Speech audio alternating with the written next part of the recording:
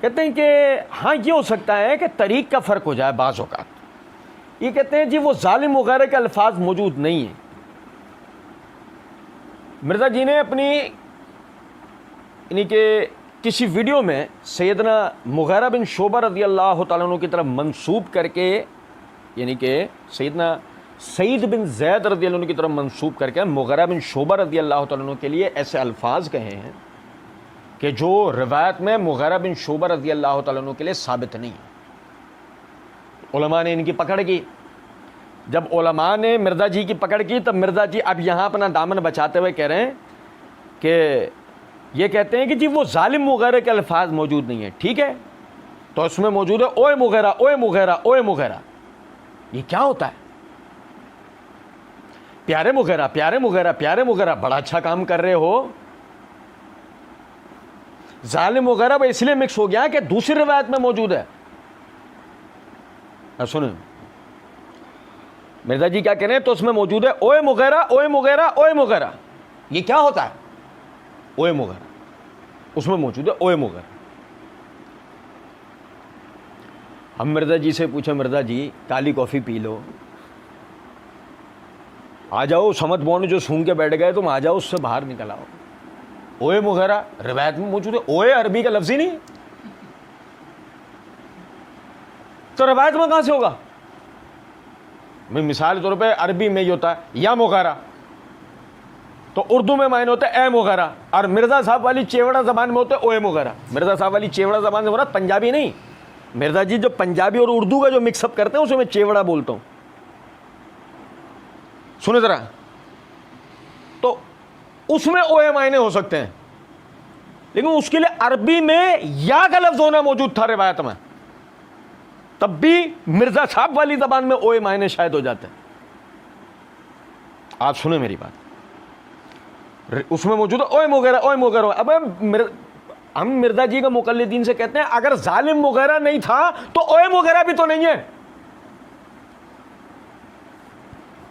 جی نکال لیتے ہیں, نہ نکلے تو انکار کریں.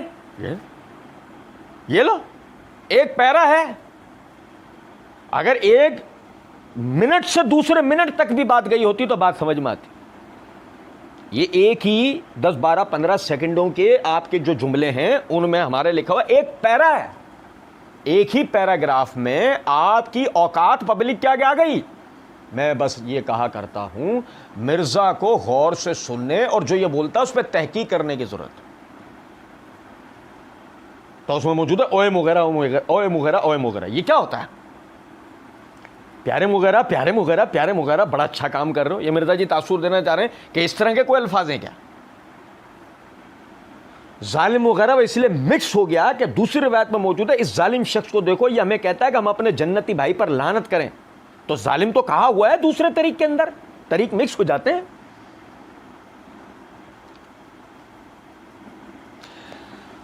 سمجھے ذرا بات کو. مرزا جی خود اصول حدیث پڑھے ہوئے ہوتے یا مرزا جی کے مقلدین اصول حدیث پڑھے ہوئے ہوتے, یقین کریں یہ وہ مقام تھا کہ جہاں آ کر مرزا کی گواہی رد ہو گئی جاتی ہے. قطع نظر اس کے جب ہم مرزا کے کذب و دجل کے ثبوت دے رہے ہوتے ہیں تب ہاں تو چلو پھر یہ بات ہو جاتی نہیں کہ کوئی اندھے لنگڑے بہرے جو مقلدین ہو کہ نہیں جی آپ آؤٹ آف کانٹیکسٹ لے رہے ہیں. ٹھیک, آپ نہیں تحقیق کر سکتے کچھ, لیکن یہ تو سمجھنا ہے نا, یہ تو ایک سمجھنے کی بات ہے نا. وہمی کی گواہی دنیا کی کسی عدالت میں قبول نہیں ہوتی جب تک کوئی اور گواہ اس کے ساتھ وہ بیان نہ کرے. مثال کے طور پہ ایک آدمی نے قتل دیکھا اور اسے وہم ہے کہ قاتل فلاں ہے, وہ کہتا ہے مجھے ایسا وہم سا ہے, ایک گمان سا ہے کہ فلاں قاتل ہے, تو کیا جج اس کے اوپر فیصلہ کر دے گا؟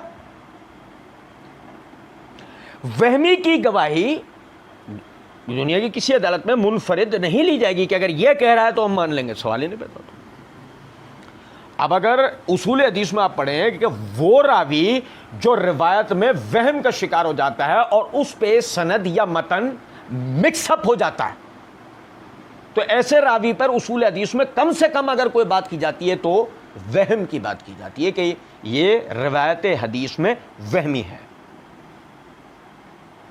محدثین ایسے راوی اگر وہ راوی کثیر الحدیث ہو تو اس صورت میں پھر اس کی روایت بعض محدثین لینے کے قائل ہے، لیکن اگر وہ راوی قلیل الحدیث ہو تب تو محدثین اس کی روایت جب تک متابع موجود نہ ہو سوال ہی نہیں پیدا ہوتا لے لیں۔ اور مرزا جی کثیر الحدیث یا قلیل الحدیث، تو ایک طرف مرزا جی طالب حدیث بھی نہیں ہے،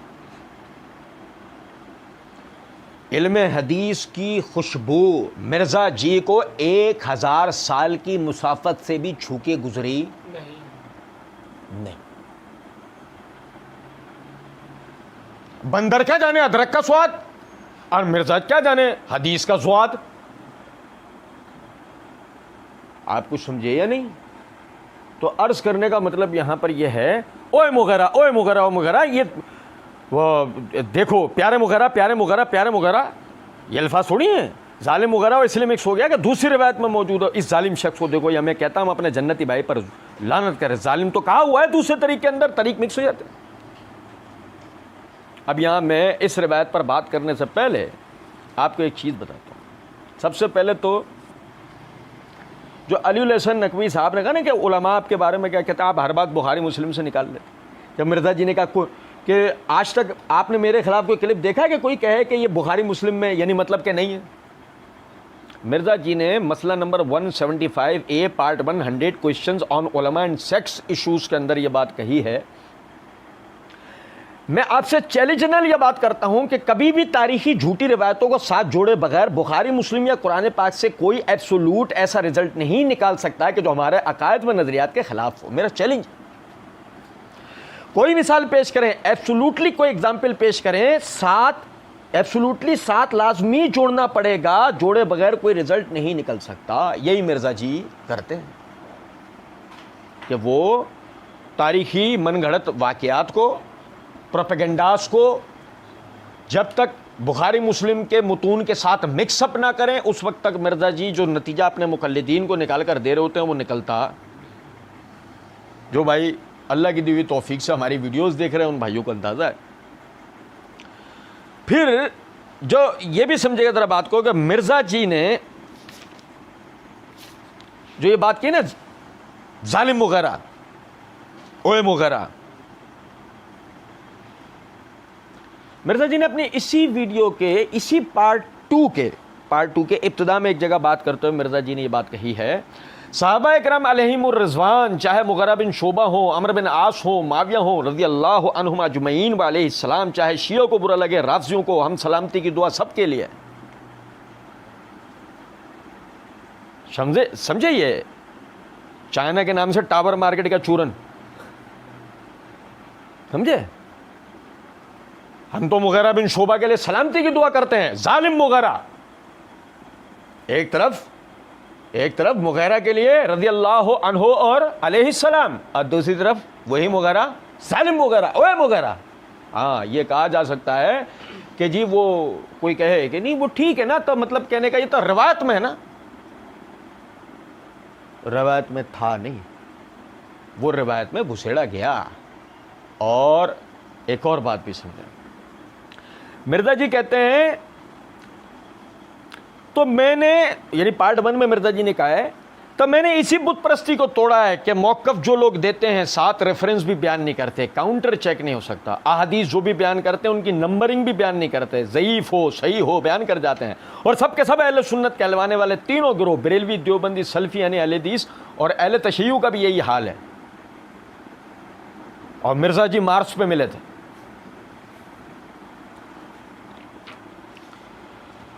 اسی طرح مرزا جی کہتے ہیں بطور خاص عوام الناس کے لیے شاہ جی کہ جنہیں احادیث کے صحیح یا ضعیف ہونے کی پہچان نہیں ہوتی جب تک کہ ان کی رہنمائی کوئی دوسرا نہ کر دے، وہ کہتے ہیں ان بیچاروں کو، اور وہ اتنے للو پنجو ہیں کہ ان کو پتہ ہی نہیں چلتا کہ صحیح و ضعیف کیا ہے۔ للو پنجو عوام، اور ان پر مرزا جی آئیکن۔ چلیں اسی طریقے سے مرزا جی نے یہ اپنے واقعہ کربلا کا حقیقی پس منظر 72 صحیح الاسناد احادیث کی روح سے، یہ جو پمفلٹ ہے اس کے یہاں اوپر ہی مرزا جی نے لکھ رکھا ہے، فرقہ واریت سے بچ کر صرف قرآن اور صحیح الاسناد احادیث کو حجت و دلیل ماننے اور جھوٹی بے سند اور ضعیف الاسناد تاریخی روایات کے فتنوں سے بچنے والوں کے لیے، جس کا مطلب مرزا جی جھوٹی بے سند ضعیف الاسناد احادیث کو فتنہ سمجھتے ہیں. مرزا جی وہ خود تو نہیں کریں گے. ہاں ٹھیک ہے، مرزا نے اپنے آپ کو فتنہ کہا ہے، اسی ویڈیو میں کہا ہے، لیکن یہ فتنہ مرزا جی تو نہیں کریں گے نا اگر اس کو فتنہ سمجھتے ہیں تو. اور پھر تو یہ بھی بات ہے نا کہ یہ والا کام تو بقول مرزا جی کے بریلوی دیوبندی اہل حدیث کرتے ہیں نا، صحیح ضعیف ہر طرح کی روایت بیان کرتے، تو مرزا جی تو یہ کام نہیں کریں گے. مرزا جی کہتے ہیں کہ یہ جو روایت یعنی کہ روایت میں الفاظ ہیں اوے مغیرہ و مغیرہ، اور دوسرے طریق میں ہے ظالم مغیرہ. سنیں ذرا بات کو. اب مرزا جی نے اپنے اس پمفلیٹ کے اندر ابو داؤد اور سنن نسائی الکبریٰ کا حوالہ دے رکھا ہے، سنن ابی داؤد اور سنن نسائی الکبریٰ کا. یہ میرے ہاتھ میں سنن ابی داؤد ہے. اس کی جلد نمبر 3 کا صفحہ نمبر 502 503 ہے، کتاب السنہ ہے، اور اس کے تیسری جلد کی ترتیب کے تحت یہ حدیث نمبر 1223 ہے. امام ابو داؤد نے اس کو اس سند کے ساتھ ذکر کیا ہے. حدثنا محمد بن العلا عن ابن ادریس اخبرنا حسین عن ہلال بن یساف عن عبداللہ بن ظالم و سفیان عن منصور عن ہلال بن یساف عن عبداللہ بن ظالم المازنی قال سمیت سعید بن زید بن عمر بن نفیل. پھر وہ پورا متن ہے، میں متن بھی چلیں آپ کو بتا دیتا ہوں. تو وہ کہتے ہیں کہ ہم جب فلاں شخص کوفے میں آیا، فلاں شخص، اور اس نے فلاں شخص کو خطبہ دینے کے لیے کھڑا کیا، تو سعید بن زید نے میرا ہاتھ پکڑ کر کہا کیا تم نہیں دیکھتے اس ظالم شخص کو، کیا تم نہیں دیکھتے اس یہ تو ہے ایک روایت میں، اس روایت میں الفاظ. اچھا پھر یہ سنن نسائی کبریٰ ہے، سنن نسائی الکبریٰ، اس کی جلد نمبر 5 کا صفحہ نمبر 58-59 ہے، کتاب المناقب ہے. اس کے تحت یہ حدیث نمبر ہے 8205 8206 اور 8208. فرماتے ہیں امام نسائی اخبرنی محمد بن عبداللہ بن عمر قال حدثنا قاسم الجرمی قال حدثنا سفیان عن منصور عن ہلال بن یساف عن فلان بن حیان عن عبداللہ بن ظالم. میری بات سمجھیں. پھر حدیث نمبر 8208 پہ کہتے ہیں وہ ان سفیان ان منصور ان ہلال ان عبداللہ بن ظالم و ذکر سفیان رجلا فیما بینہ و بین عبداللہ بن ظالم. اور یہی بات امام ابو داؤد نے کی ہے. قال ابو داؤد رواہ الاشجعی ان سفیان ان منصور ان ہلال بن یساف ان ابن حیان ان عبداللہ بن ظالم بے اسنادہ. آسان کر کے آپ بھائیوں کو بتاتا ہوں. امام ابو داؤد نے اس کو اپنے استاد محمد بن العلا باواسطہ ابن ادریس باواسطہ حسین باواسطہ ہلال بن یساف باواسطہ عبداللہ بن ظالم اور حسین کے مطابقت میں باواسطہ سفیان باواسطہ منصور باواسطہ ہلال بن یساف باواسطہ عبداللہ بن ظالم المازنی اس روایت کو بیان کرا ہے. پھر امام ابو داؤد کہتے ہیں یعنی کہ ہلال بن یساف باواسطہ عبداللہ بن ظالم جو اس کو روایت کر رہے ہیں، امام ابو داؤد کہتے ہیں کہ اشجعی نے اس کو باواسطہ سفیان باواسطہ منصور باواسطہ ہلال بن یساف باواسطہ ابن حیان باواسطہ عبداللہ بن ظالم بیان کرا. اور امام نسائی نے اس کے لیے جو یہ ابن حیان ہے اس کے لیے نام ذکر کیا فلان و بن حیان، فلان و بن حیان. اور حدیث نمبر 8208 میں کہا ہے کہ وہ ذکر سفیان رجلا فیما بینہ و بین عبداللہ بن ظالم، یعنی سفیان ثوری رحمۃ اللہ علیہ نے عبداللہ یہ جو ہلال بن یساف ہے اور جو عبداللہ بن ظالم ہے ان کے درمیان میں ایک شخص کو ذکر کر رکھا ہے سند. اور اس شخص کون ہے جس کو امام ابو داؤد ابن حیان کہہ رہے ہیں اور امام نسائی کہہ رہے ہیں فلان و بن حیان.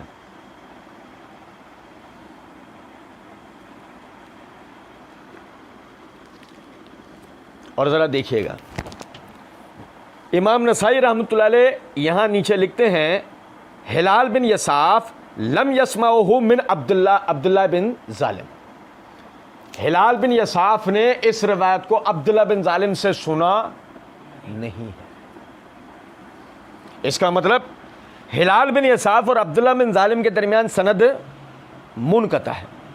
اب میری بات سمجھیں, بیچ میں ابن حیان یا فلان بن حیان ہے, یا جو حافظ ابن حجر رحمۃ اللہ علیہ نے تہذیب التہذیب میں تصریح کر رکھی ہے کہ حیان بن غالب, یا حیان بن غالب ہو, یہ فلان بن حیان ہو, یہ بن حیان ہو, یہ بات طے شدہ ہے کہ راوی مجہول ہے. کتب رجال میں اس کی توثیق منقول نہیں ہے. مرزا جی اور مرزا جی کے مقلدین کی جناب میں ہمارا 44واں سوال ہے کہ ڈھونڈ کے لا کے دیں کہ فلان بن حیان اس کی کسی نے توثیق کر رکھی ہو. گو اگر ایسا نہیں ہوتا تو سند میں مجہول راوی کی موجودگی میں روایت سندن ضعیف ہے. پھر متنن دیکھیں ذرا, متنن توجہ کیجیے گا ذرا. الفاظ ہیں کہ فلاں شخص کوفے میں آیا, ٹھیک ہے, اس نے فلاں خطیب کو کھڑا کیا. اچھا, فلاں خطیب نے کوئی ایسے کلمات کہے, ابو داؤد کی روایت کے اندر یہ الفاظ ہیں کہ جس کی وجہ سے سعید بن زید کہتے ہیں دیکھو اس ظالم کو. آپ میری بات سمجھ رہے ہیں؟ ٹھیک. اچھا, پھر سن کبرا امام نسائی والی میں سمجھے گا, جو حدیث نمبر 8205 ہے, اس میں الفاظ یہ ہیں کہ عبداللہ بن ظالم کی طرف یہ الفاظ منقول ہیں, خطب المغیرہ بن شعبہ, خطبہ دیا مغیرہ بن شعبہ نے, فسب علی, تو مذمت کی علی رضی اللہ تعالیٰ عنہ کی. مغیرہ بن شعبہ نے, کس نے مذمت کی؟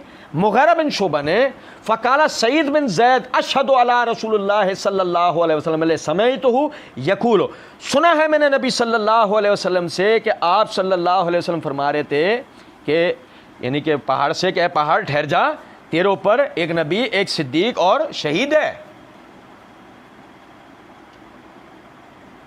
یہاں راوی کیا بتا رہا ہے کہ خطبہ دینے والا اصل میں کون تھا؟ مغیرہ. وہاں الفاظ ہے کہ کوفے میں ایک شخص آیا, اس نے خطیب مقرر کیا جو کوئی ایسا بیان دے رہا تھا ابو داؤد علی روایت میں کہ جس میں سعید بن زید نے یہ جملہ کہا کہ دیکھو اس ظالم. اب اس کے بعد جو حدیث نمبر یعنی 8208 ہے, اس کے اندر الفاظ ہیں کہ مغیرہ بن شعبہ نے اقام مغیرہ بن شعبہ خطباء یتناولون علیًا, مغیرہ بن شعبہ نے خطباء کو یعنی خطیبوں کی جمع خطباء کو یعنی مقرر کیا کہ جو سیدنا علی کی مذمت کیا کرتے تھے. کیا مغیرہ بن شعبہ نے خطباء کو مقرر کیا؟ کیا مغیرہ بن شعبہ نے مذمت کی؟ کیا خطباء نے مذمت کی؟ کیا کوئی اور شخص تھا؟ متن ہی مضطرب ہے, سند منقطع, متن مضطرب. اور مرزا جی کا تم تراک کے ساتھ کہنا کہ وہ دوسرے طریق میں ظالم وغیرہ کے الفاظ میں, طریق کوئی بھی اٹھا لو, ظالم وغیرہ کے الفاظ تو کسی میں بھی نہیں ہے. دیکھو اس ظالم کو, الفاظ ہے یہ, اور چھوڑو اس کو اوے مغیرہ نکال کے لا کے دو. کیا نکال کے لا کے دو؟ اوے مغیرہ, یہ نکال کے لا کے دو. کچھ بات آ رہی ہے سمجھ میں؟ روایت ضعیف, متن مضطرب. اور اس کے بعد حال یہ ہے کہ سیدنا مغیرہ بن شعبہ رضی اللہ تعالیٰ عنہ جو کہ عشرہ مبشرہ میں, ان کے بارے میں اس طرح کے الفاظ, ان کے بارے میں اس قسم کے سخت الفاظ جو ہے نا مغیرہ بن شعبہ رضی اللہ تعالیٰ عنہ کے لیے یہ بات کہی گئی جو صحابی رسول. اچھا جی, پھر اگر کسی بھائی کے ذہن میں, اچھا ہمارے یہاں تو ایک اور بھی مسئلہ ہے نا, ہمارے یہاں مسئلہ یہ ہے کہ ہم دنیا کی وہ مخلوق ہیں, ہم سمرات مرزا جی کے مقلدین, کہ ویسے تو نہیں وہ مرزا صاحب صحیح بات کہیں گے ہم انہیں لیں گے, غلط بات کہیں گے ہم ان کی بات نہیں لیں گے. اب کوئی پوچھے صحیح اور غلط کا پیمانہ کیا ہے؟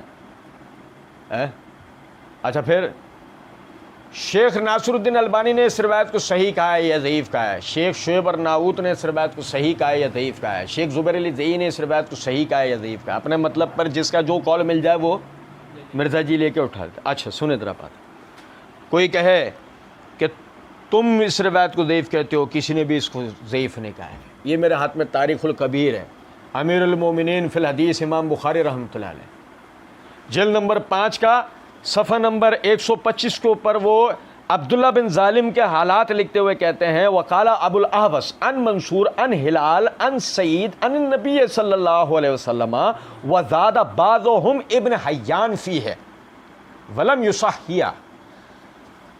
اور یہ جو سند ہے کہ جو منصور باواسطہ ہلال بن یساف باواسطہ سعید بن زید روایت بیان کرتا ہے جس میں بعض راوی ابن حیان راوی کی زیادتی کرتے ہیں، یہ صحیح، یہ روایت صحیح. تو سمجھیں اس بات، جب روایت ضعیف ہے اس کے بعد وہ تو ظالم نہیں ہے، ظالم تو ہے.